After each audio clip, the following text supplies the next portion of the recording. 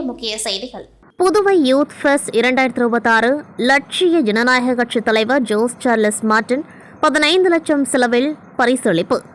நம்ம புதுவை நம்ம திருவிழா என்ற கருப்பொருளுடன் புதுச்சேரியின் கலாச்சாரம், பாரம்பரியம், ஒற்றுமை மற்றும் மக்களின் மகிழ்ச்சியை பிரதிபலிக்கும் வகையில் புதுவை யூத் ஃபெஸ்ட் 2026 இளைஞர் திருவிழா உப்பளம் பகுதியில் உள்ள துறைமுக மைதானத்தில் கோலாகலமாக நடைபெற்று வருகின்றது. இந்த விழாவில் லட்சிய ஜனநாயக கட்சியின் தலைவர் ஜோஸ் சார்லஸ் மார்டின் அவர்கள் சிறப்பு விருந்தினராக கலந்து கொண்டு பல்வேறு போட்டிகளில் வெற்றி பெற்ற இளைஞர்கள் மற்றும் இளம்பெண்களுக்கு பரிசுகளை வழங்கினார். நிகழ்ச்சியில் கட்சியின் பொதுச் செயலாளர் துரைசாமி, பிரபாகரன், மண்டல பொதுச் செயலாளர் சுரேஷ், ஜேசி மக்கள் மன்ற தலைவர் ரேகன் ஜான்குமார் உள்ளிட்ட நிர்வாகிகள் கலந்து கொண்டார்கள். மேலும் 3000க்கும் மேற்பட்ட இளைஞர்கள் மற்றும் இளம்பெண்கள் விழாவில் உற்சாகமாக பங்கேற்றனர். இன்று நடைபெற்ற புதுவை யூத் ஃபெஸ்ட் 2026 நிறைவு விழாவில் ஜனவரி 2 முதல் ஜனவரி 11 வரை நடத்தப்பட்ட 250க்கும் மேற்பட்ட போட்டிகளில் வெற்றி பெற்ற 3000 இளம் திறமையாளர்களுக்கு மொத்தம் ரூபாய் 15 லட்சம் மதிப்பிலான பரிசுகளை லட்சிய ஜனநாயக கட்சி தலைவர் ஜோஸ் சார்லஸ் மார்டின் வழங்கினார். விவேகானந்தரின் பிறந்த தினத்தை முன்னிட்டு விழா அரங்கில் வைக்கப்பட்டிருந்த விவேகானந்தரின் உருவப்படத்திற்கு மலர் தூவி மரியாதை செலுத்தினார். கொட்டு மழையிலும் எழுச்சியுடன் உரையாற்றிய ஜோஸ் சார்லஸ் மார்டின் உரையில் அவர் பேசுகையில், இந்த இளைஞர் திருவிழா இன்னும் பெரிய அளவில் தொடர்ச்சியாக நடத்தப்பட வேண்டும் என்பதே எங்களது நோக்கம். சிங்கப்பூர், ஹாங்காங், துபாய் போன்ற வளர்ந்த நகரங்களைப் போல புதுச்சேரியை வளர்ச்சியடைந்த மாநிலமாக மாற்ற வேண்டும். இளைஞர்களை நல்ல பாதையில் வழிநடத்தினால் புதுச்சேரியை இந்தியாவில் மட்டுமல்ல உலகிலேயே சிறந்த மாநிலமாக உருவாக்க முடியும். விவேகானந்தர் மற்றும் டாக்டர் அப்துல் கலாம் இளைஞர்களை நம்பினர். அந்த நம்பிக்கையை இன்று நம்மை இங்கு கொண்டு வந்துள்ளது.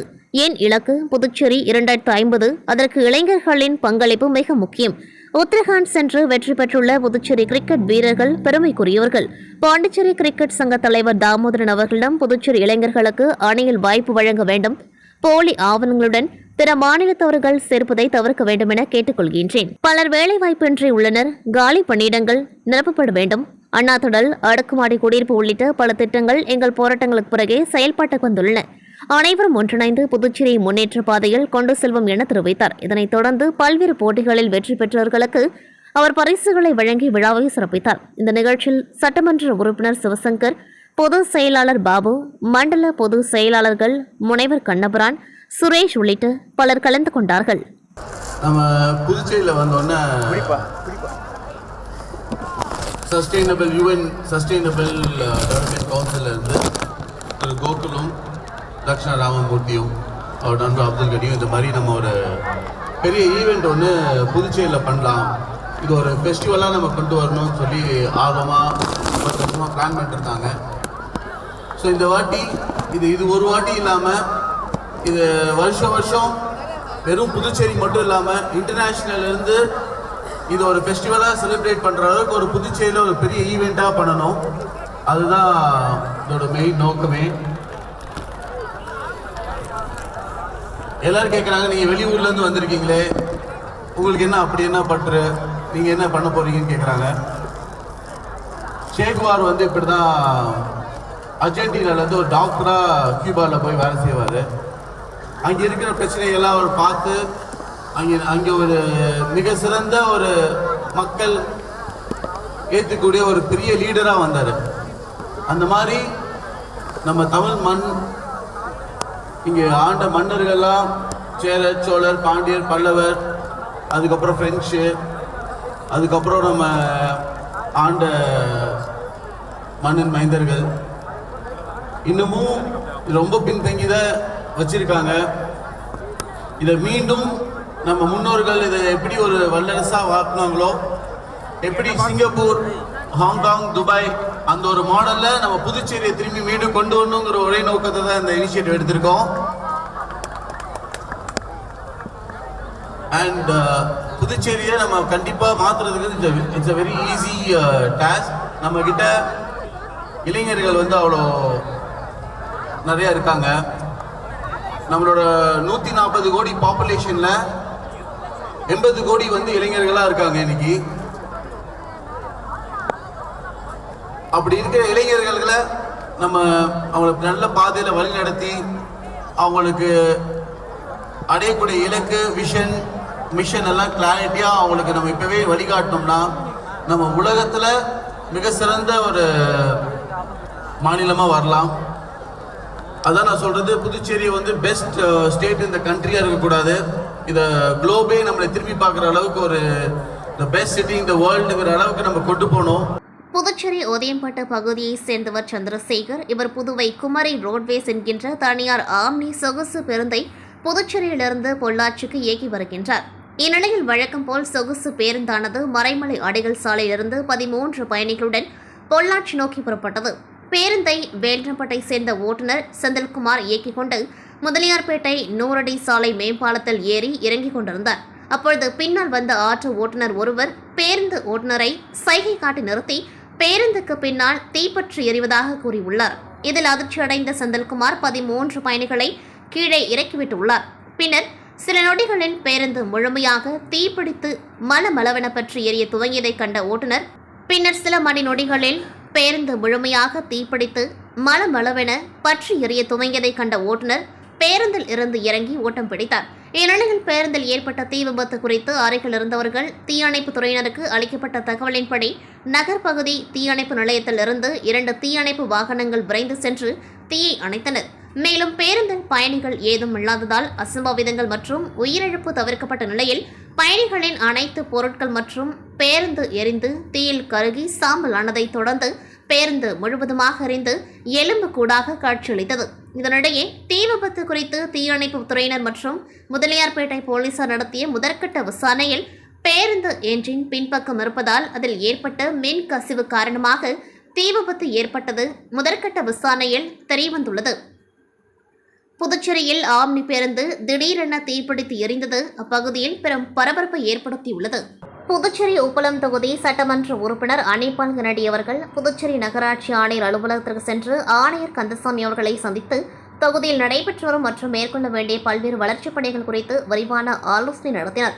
இந்த சந்திப்பின் பொழுது வானரப்பேட்டை பிரான்ஸ்போர்ட் தோப்பு மற்றும் ராசவுடையார் தோட்டத்தில் கட்டுமானம் நடைபெற்று நீண்ட காலமாக முடியாமல் உள்ள நவீன கழிப்பிடம் பணிகளை விரைவில் முடிக்க வேண்டுமென அவர் வலியுறுத்தினார். அதேபோல் கோலாஸ் நகர் பூங்காவில் சுத்திகரிப்பு குடிநீர் மையம் அமைப்பதற்கும் வம்மாக்கீரப்பாளையத்தில் பாழடைந்த நிலையில் உள்ள நகராட்சி அங்கன்வாடி மைய வளாகத்தில் சுத்திகரிப்பு குடிநீர் மையம் அமைப்பதற்கும் தடையில்லா சான்றிதழ் வழங்க வேண்டுமென கேட்டுக்கொண்டார். மேலும் ரோடியார்பேட்டை பகுதியில் புதிய சாலை அமைத்து வாய்க்கால் வெளியேறும் பணிகளை சீர் செய்து வழங்க வேண்டுமென்றும் அவர் கோரிக்கை வைத்தார்.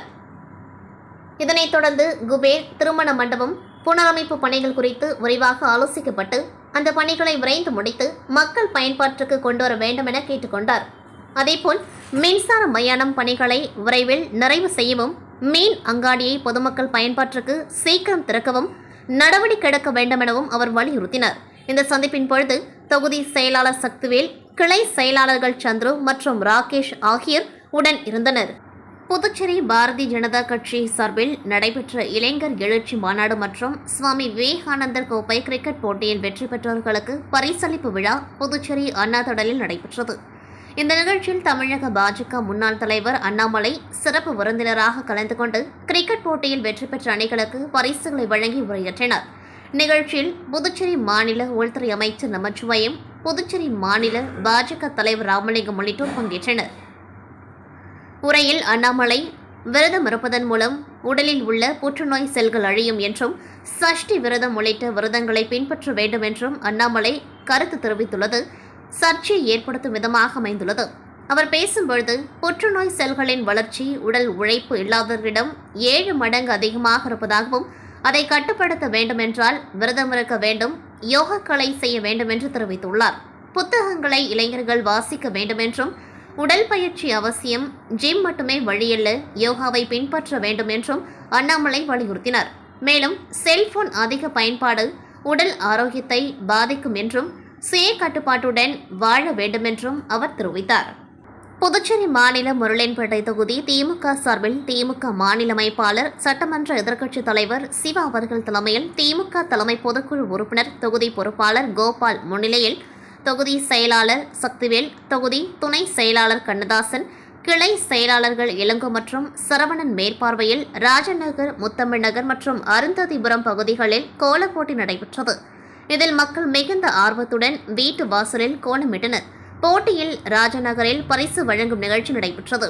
இதில் மாநில கழக அமைப்பாளரும் சட்டமன்ற எதிர்க்கட்சித் தலைவருமான சிவா கலந்து கொண்டு பரிசுகளை வழங்கினார். முதல் பரிசு மிக்சி 3 நபர்களுக்கும், 2ஆம் பரிசு ரைஸ் குக்கர் 3 நபர்களுக்கும், 3ஆம் பரிசு கேஸ் ஸ்டவ் 3 நபர்களுக்கும் வழங்கினார். மேலும் கோலப் போட்டியில் கலந்து கொண்ட 450க்கும் மேற்பட்ட பெண்கள் அனைவருக்கும் பரிசுகள் வழங்கப்பட்டது. இதில் ராஜா நகர் பகுதி கிளை நிர்வாகிகள் அங்காளன், அந்துவால், அமுல்தாஸ், குப்புசாமி, பத்மநாபன், பாண்டுரங்கன், கணபதி, கவியரசன், சேதுபதி, இளைஞரணி துணை அமைப்பாளர் லோகேஷ், மாணவர் அணி துணை அமைப்பாளர் அஜய், முருகன், ஐயனார், தமிழ், ஸ்ரீதர், பிரபு மற்றும் முத்தமிழ் நகர் அருந்ததிபுரம் பகுதி கிளை நிர்வாகிகள் பிரகாஷ், வலாந்தன், ராஜன், மூவேந்தன், முகேஷ், ஜெயசீலன், முகிலன், உமாபதி, நவீன் உள்ளிட்டோர் நிகழ்ச்சி ஏற்பாடுகளை கவனித்தனர். ஸ்மோக் ஃப்ரீ போகி festival 2026 donate do not burn. இந்த போகியில் நமது ஆரோக்கியமும் நமது சுற்றுச்சூழல் மற்றும் நமது மக்களை பாதுகாக்க ஒரு சமூகமாக ஒன்றிணைவோம். போகி என்பது பாரம்பரியமாக பழைய மற்றும் தேவையற்ற பொருட்களை எரிப்பதன் மூலம் அவற்றை விட்டு விடுவதற்கான ஒரே நேரமாகும். இந்த ஆண்டு போகியை சிறப்பாகவும் ஆரோக்கியமாகவும் கொண்டாட உங்களை அழைக்கின்றோம். எரிப்பதற்கு பதிலாக நன்கொடை அளிப்பதன் மூலமும் போகியை உண்மையிலேயே புகையில்லாததாக மாற்றுவதற்காக ஜனவரி 10 முதல் 13ஆம் தேதி வரை புதுச்சேரி நகராட்சிக்குட்பட்ட பகுதிகளுக்கு சேகரிப்பு வாகனங்கள் வரும்பொழுது குடியிருப்பாளர்கள் பயன்படுத்தக்கூடிய பொருட்களான துணிகள், படுக்கை விரிப்புகள், பொம்மைகள், பாத்திரங்கள், பள்ளி பைகள் மற்றும் பிற வீட்டு பொருட்களை வழங்கலாம். கம்மன் கலையரங்கத்தில் உள்ள RRR அதாவது ரெடியூஸ் ரீயூஸ் ரீசைக்கிள் சென்டர் மையத்தில் குடியிருப்பாளர்கள் தங்கள் பொருட்களை ஒவ்வொரு நாளும் காலை 9 மணி முதல் மாலை 6 மணி வரை எந்த நேரத்திலும் தானம் செய்யலாம். நன்கொடையாக வழங்கப்படும் அனைத்து பொருட்களும் கவனமாக வரிசைப்படுத்தப்பட்டு தேவைப்படுபவர்களுடன் பகிர்ந்து கொள்ளப்படும். இதனால் அவர்கள் பொங்கலை கண்ணியத்துடனும் நம்பிக்கையுடனும் கொண்டாட உதவும். புகையை தவிர்ப்பதன் மூலம் மாசில்லா காற்றுடன் கூடிய தூய போகியை கொண்டாடலாம். காற்றை சுத்தமாக வைத்திருக்கும் அதே வேளையில் போகியின் பாரம்பரிய உணர்வை தக்க வைத்துக் கொள்ள குடியிருப்பாளர்கள் வீட்டில் தீபம் ஏற்றி வைக்க ஊக்குவிக்கப்படுகின்றனர்.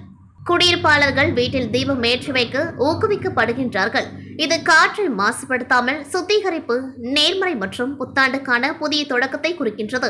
உங்கள் சிறிய செயல் ஒரு பெரிய தாக்கத்தை ஏற்படுத்தும். தூய்மையான காற்று, ஆரோக்கியமான குடும்பங்கள் மற்றும் சுகாதாரமான புதுச்சேரிக்கு வழிவகுக்கும்.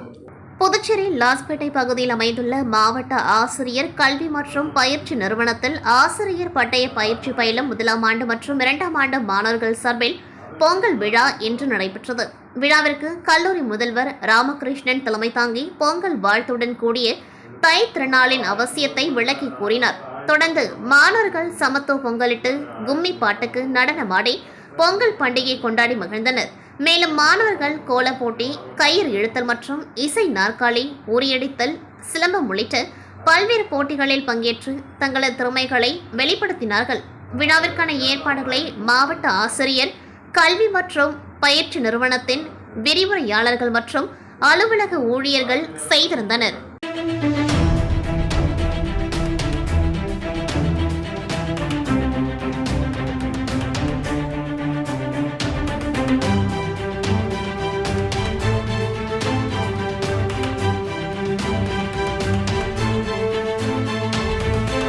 புதுச்சேரி முழுவதும் திமுக சார்பாக தொகுதி வாரியாக பொங்கல் விழா நடைபெற்று வருகிறது. அந்த வகையில் தட்டாஞ்சாவடி தொகுதியில் இளைஞரணி துணை அமைப்பாளர் மருத்துவர் நிதிஷ் தலைமையில் சமத்துவ பொங்கல் விழா நடைபெற்றது. இதில் மாநில அமைப்பாளரும் எதிர்க்கட்சித் தலைவருமான சிவா, சட்டமன்ற உறுப்பினர்கள் கென்னடி, சம்பத், செந்தில் ஆகியோர் கலந்து கொண்டார்கள்.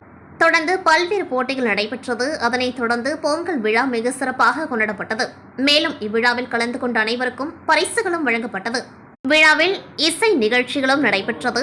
மேலும் இந்நிகழ்ச்சியில் திமுக மாநில மற்றும் தட்டாஞ்சாவடி தொகுதி நிர்வாகிகள் ஏராளமானோர் கலந்து கொண்டார்கள். 27 ஆண்டு காலமாக எந்த அரசு பதவியிலும் இல்லாமல் ஒரு இயக்கத்தை வெற்றிகரமாக நடத்தின வரோம். இன்னைக்கு எந்த கட்சிக்கும் இல்லாமல் உணர்வோட, உரிமையோட, இன உணர்வோட கூடக்கூடிய மக்கள் இந்த கட்சியில் தான் இருக்கிறாங்க. இங்கே நம்ம நண்பர் நிதிஷ் அவர்கள் ஒரு பொறுப்பாளர் அமைச்சிருக்கீங்கன்னா வருங்காலத்தில் அவர் வேட்பாளர் ஆகிறதுக்கும் மிகப்பெரிய வாய்ப்பு இருக்குது. உங்ககிட்ட அவர் ஒப்படைச்சிருக்கணும். அவர் இன உணர்வோட, மொழி உணர்வோட, இந்த மக்களுடைய உணர்வுகளை மக்கள்கிட்ட இருந்து அவங்களுக்கு என்ன தேவையோ அங்கிருந்து தொடங்கி செய்வார். இன்னைக்கு பார்த்தீங்கன்னா இந்த 6 மாத காலத்தில் அவர் செஞ்சிருக்க சேவை அளப்பரிய சேவை தொழில் செய்து வருகிறார். தமிழ்நாடு நுகர்பொருள் வாணிப கழக பருவகால பணியாளர்கள் கூட்டமைப்பு சார்பில் கடலூர் தபால் நிலையம் அருகில் கவனஈர்ப்பு ஆர்ப்பாட்டம் நடைபெற்றது. இந்த ஆர்ப்பாட்டத்தில் 2014, 2015 மற்றும் 2016 ஆண்டுகளில் மாவட்ட வேலைவாய்ப்பு அலுவலகம் மூலம் பணியமர்த்தப்பட்டு நேரடி கொள்முதல் நிலையங்களிலும் பணிபுரிந்து வரும் பருவகால பணியாளர்களை பணி நிரந்தரம் செய்வதற்காக அனைத்து மண்டலங்களும் முன் அறிவிப்புகள் கோரப்பட்ட நிலையில் இதுநாள் வரை நிரந்தர பணி வழங்காமல் நிலுவையில் உள்ளது. எனவே TNCS-இல் உள்ள காலி பணியிடங்களுக்கு ஏற்றவாறு கொள்முதல் பணியாளர்களை கொண்டு போர்க்கால அடிப்படையில் நிரந்தர பணி வழங்க வேண்டும் என்றும் மேலும் 6 அம்ச கோரிக்கைகளை வலியுறுத்தி அண்ணா தொழிற்சங்க மாவட்ட துணை செயலாளர் ஜெயபாலன் தலைமையில் மாநில பொதுச் செயலாளர் விடுதலை முன்னணி தொழிலாளர் மாநில பொதுச் செயலாளர் கார்த்திகேயன் முன்னிலையில் ஆர்ப்பாட்டம் நடைபெற்றது. ஆர்ப்பாட்டத்திற்கு கடலூர் துணை மேயர் தாமரை செல்வன் சிறப்பு அழைப்பாளராக கலந்து கொண்டார். மேலும் தங்களின் கோரிக்கைகளை வலியுறுத்தி பணியாளர்கள் கூட்டமைப்பை சேர்ந்தவர்கள் ஏராளமானவர்கள் இந்த ஆர்ப்பாட்டத்தில் கலந்து கொண்டார்கள்.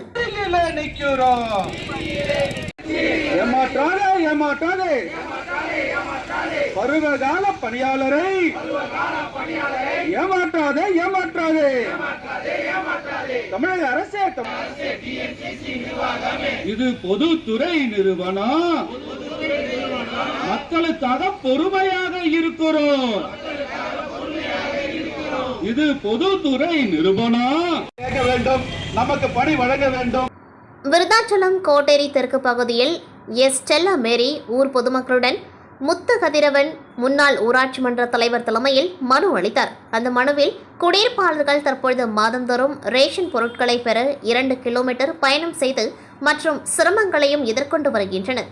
குறிப்பாக வயதானவர்கள் மற்றும் சிறு குழந்தைகளை வைத்திருக்கும் தாய்மார்கள் என அனைத்து தரப்பினரும் ஒவ்வொரு முறையும் நியாய விலை கடைக்கு ரேஷன் பொருட்களை வாங்க செல்லும் பொழுது மிகவும் சிரமத்திற்கு ஆளாகின்றோம்.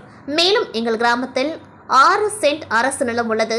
VMO முன்னிலையில் அந்த நிலத்தில் இருந்த ஆக்கிரமிப்பை அகற்றி வேலியமைத்து நியாய விலை கடை கட்ட அரசு நிதி ஒதுக்கப்பட்டது.